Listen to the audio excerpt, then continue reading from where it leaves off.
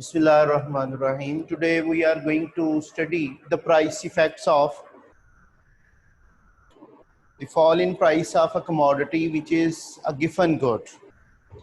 Actually, we haven't studied in our AS level what type of given good it is. So you might be knowing that there is a type of good which is called inferior good.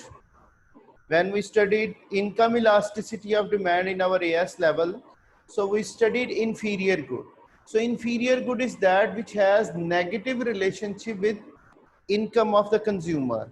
When his income increases and he buys less of a commodity, we say this is called inferior good. So inferior good is that which has negative income effect due to changes in the real income. So when price of a commodity decreases, real income of the consumer will increase. So instead of buying more like a normal good, now consumer opts the equilibrium point where he buys less of the commodity which is inferior, and one type of inferior good is given good. Given good is a good which is a type of inferior good in which income effect, a fall in the price of the commodity, will have negative consumption, like the consumer will decrease the consumption of that commodity due to increase in his real income. Okay, now in that case income effect which is negative, but it is stronger than the substitution effect. Substitution effect, I gave you the full demonstration about substitution and income effects of a normal good. So substitution means when price of commodity falls, consumer substitute it more with the other commodity. All right. So he will buy more of commodity X when price of X is falling as compared to price of Y. So we say substitution effect is that which is positive for both the goods, whether it is normal or given. But in case of inferior good, what happens? Income effect will become negative. So income effect, when price of the commodity decreases, the real income of consumer will increase, and due to increase in the real income, when consumer decides to consume less of that commodity, we say this is called an inferior good. So here given good is that, given good,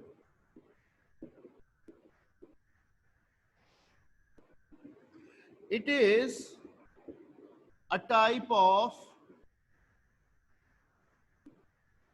inferior good, or we say it is also an inferior good,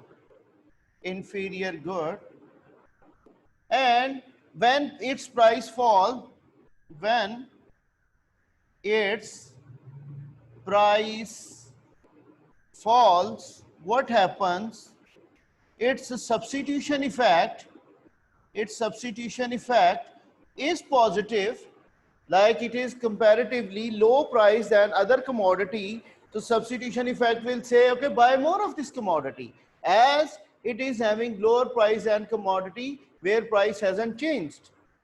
So its income effect, when his income increases in real terms, when his income increases in real terms, when price of this commodity decreases, so real income of consumer will increase, but income effect says you are becoming more richer than before, so you should not be consuming more of this commodity, switch to another good.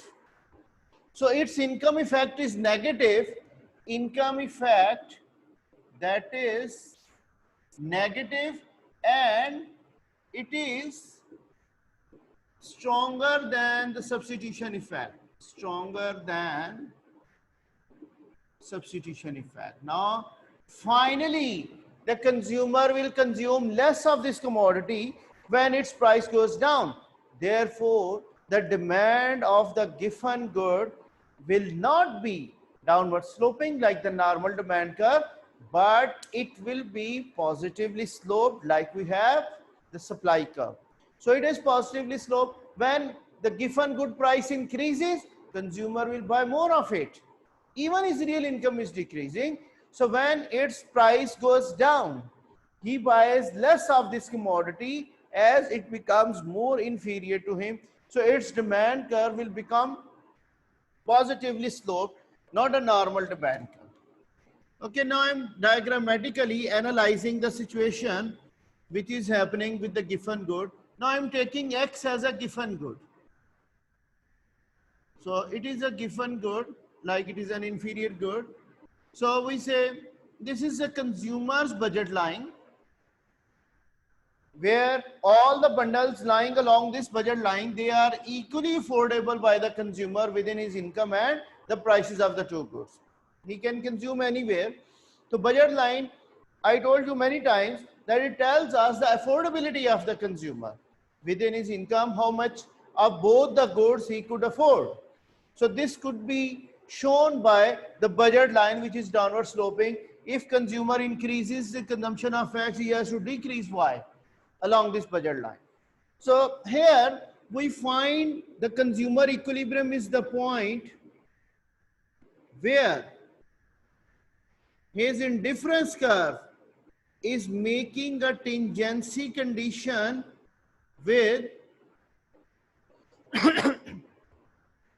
the indifference curve, the highest attainable indifference curve is making a tangency condition with his budget line. So these are the number of units. Suppose we say 5 units of X are consumed by the consumer when he is having price of X, which is price of X right now, it is $2 and price of Y is now $1. So he buys 5 units of X maybe at this price of X and buys whatever the quantity, you can say 10 units of X are purchased, but only 2 units of Y are purchased at this price level. So his income that can be shown by $12. So this is the information we are having when consumer is affording, he is having income of $12, he spends $10 on commodity X, whereas $2 will be spent on commodity Y. Okay, so he remains at equilibrium E1.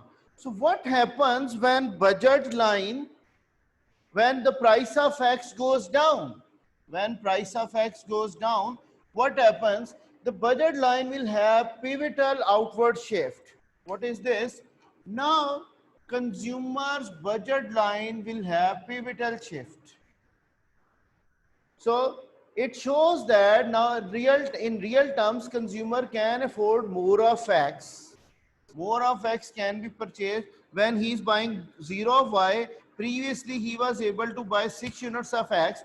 Now he can buy 12 units when he is not buying even a single unit of Y commodity. So I say when price of X falls to $1, so he should buy more of it like a normal good. But finally consumer moves to the left of his equilibrium, previous equilibrium E1. Okay, now see over here. This is the new indifference curve where consumer, I write over here equilibrium 3 because I have to show substitution effect as well. So at E3, you can see instead of buying more of this commodity like a normal good, he buys only 2 units of X. As its price has gone down, like price of X goes down from $2 to $1. So instead of buying more of this commodity, consumer finally buys less. This is the final effect of the fall in price of X. So how much is the substitution effect? In order to see the substitution effect says this new budget line, which is resulted due to fall in the price of X, and it shows that real income of consumer has increased. If we take away that increase in the real income of the consumer to ask him to consume along the previous indifference curve at new price level, that is $1. So how many units of Y he will be substituting with X? So in order to see the substitution effect, what we do, we shift this new budget line downward. Parallel downward shift will take place. As we say, we are taking some part of income from the consumer. So now this budget line will have a parallel downward shift. So this new budget line, when it is shifting downward, it will be making a tangency condition with the previous indifference curve at this point. I should say like this. This is the indifference curve.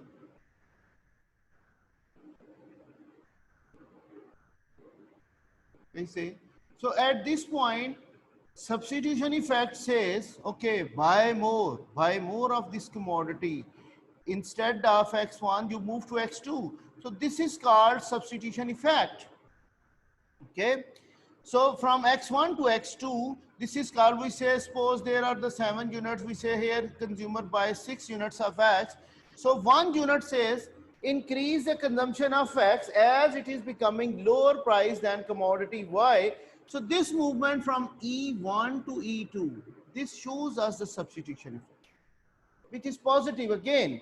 When price of X goes down, substitution effect says that consumer should consume more of it as it is lower price than commodity Y. So he should substitute Y with X along the previous indifference curve. So the welfare of consumer does not change if he consumes along previous indifference curve at new price level. Okay. Now, finally, consumer is not consuming at E2, but finally he is consuming at E3. Where he is consuming? At E3. So from this X2 to X3, this is X3 now actually. This is the income effect. You see, substitution effect says increase consumption by 1 unit. But income effect says as you have become richer, consume less of this. Your real income has increased. So income effect is -4. Instead of consuming 6 units, he is consuming 2 units now. So the income effect is -4, that is decreasing the consumption of given good. So income substitution effect is saying, here we say substitution effect that is positive, which is increase consumption by 1 unit, and income effect that is negative, which here we says decrease consumption by 4 units. So if we see this number -4, the 4 units consumption will decrease for this commodity. We say now the income effect is negative, but this number is greater than the substitution effect number. So income effect is negative and it is stronger than this income effect is negative and it is stronger than the substitution effect. Therefore, a given good will decrease the consumption of the commodity whenever its price has gone down. Now I will draw the diagram again to show you the demand curve of the given good, how it is positively sloped. Okay. That will be a rough diagram. Now I'm going to make it more clear to you people.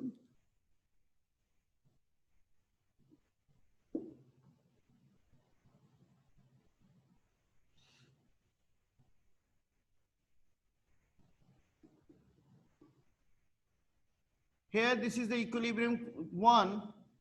Consumer is consuming X1 commodity. This is the optimum consumption when price does not change for any of the commodity. When price of X decreases, so this budget line will rotate outward. Okay. Now consumer is going here at new indifference curve. This is the final consumption. If we draw the price and quantity demand of X, quantity of X and price of X. When price of X was $2, he was consuming these number of units, X1. So when price goes down to $1, so he is buying less. This is the new point. This is point A, you can say this is point B. If we join these 2 points, what we get? A demand curve of X, which is a given good. What it is? A given good demand curve. You can see the given good is having positively sloped demand curve. When its price goes down, consumer buys less of it, and when its price increases, then consumer will buy more of it. You might be seeing some of the goods which are showing us the status symbol, or sometimes we say the ornaments. People are buying more of them when their prices are increasing. BMW car or Mercedes Benz, people are buying more of them as their prices are still increasing. Why? They are showing, they are representing the status symbol of the people. So there can be the two ranges of the given goods, the upper class, the upper price given good, where the goods are showing what? The status symbol. People are spending more on those goods which are having ostentatious level, like they are showing us that they are increasing the social status of a consumer, that when its price is increasing, he buys more. And sometimes we find the inferior goods like the vegetables. When a vegetable is having lower price, the seller says people are less buying it. When they are heavy, their prices are increasing, so people are buying more of them. So given goods, or we say the shares market, the securities market in stock exchange, the buyers of shares, they are buying more shares when prices are increasing for those shares, because they expect that these prices will further increase in near future and they will be able to gain, they will be able to earn a capital gain. Like capital gain means the difference between the selling price of a share and the buying price of a share. So in all these cases, the demand curve will be positively sloped. So when it is positively sloped, we say this is a given good demand curve. So finally, consumer consumes here. So in order to see the substitution effect, you can see we have to shift this budget line downward, a parallel downward shift. That will give us what?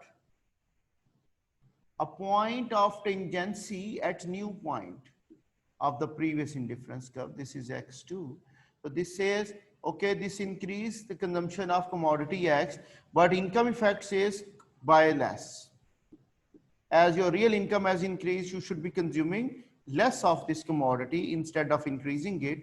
So this demand curve is a given goods demand curve. If I say, what will be the market condition of this demand curve of given good? You can see this is a supply curve of a given good. So this is going to be the demand curve. This is the demand of a given good. So here it is equilibrium. Usually we studied that when price is going above the equilibrium, there will be a surplus. But here what is happening? When the price of a given good is increasing, what is happening to this equilibrium? We find a shortage. At higher price, the given good is facing a shortage. Its demand is higher than its supply. And we studied, this is the normal equilibrium we studied in our AS level. Normally, market is having this equilibrium. We say when price is increasing, there is a surplus. And when price is lower, there will be the shortage. Okay, this is the shortage. More is demanded than supply. But what is happening? There is an opposite case. When price is higher, there is shortage. Quantity demand is more than quantity supply. Or when we say its price is going below the equilibrium, then there will be a surplus of this commodity. Supply is more than demand. So we find one very interesting feature of the given good. Once this market is away from equilibrium, this is the equilibrium point. When given good is away from equilibrium, when its price increases or decreases, here we have to take the price now, price of X rather than Y. So we say when its price, when given good market is going away from the equilibrium, it will never come back to the equilibrium point again. Why? Above the equilibrium, there is shortage. So more consumers are demanding this product than its supply. So its shortage will be further increasing. And once it is below the equilibrium, there is going to be a surplus. It will decrease further its price, because in case of surplus, the price further goes down, and in case of shortage, price will further goes up. So we say given good is that good in which we have income and substitution effects. Substitution effect of fall in price of given good will say us that consume more of it, but income effect, as the real income of consumer is increasing, so in that case the consumer will be buying less of this product, then it becomes a negative income effect. Now I give you another type of good, that is an inferior good. Like, it is also inferior, but it is not given. Why it is not given? Although its income effect is negative, but it is not stronger than the substitution effect. Here I'm now writing an inferior good. It is only inferior good, not a given good. Okay. So what it is, the inferior good. I want to conclude this consumer behavior today because I want to have start off the new topic by tomorrow or by the next class. Inferior good is that where substitution effect is positive, income effect is negative, but substitution effect is stronger than the income effect. It is negative and it is positive. So substitution effect says consume more. Okay, now see over here what is happening. X and Y. What is happening now? We say this is a consumer's budget line. This is the original equilibrium point when price does not change for any commodity. This is E1. This is X1. So when price goes down, budget line rotates outward. We are quite familiar with it. So finally consumer is in equilibrium at this point. This is E3. Okay, E3 it is, not E2.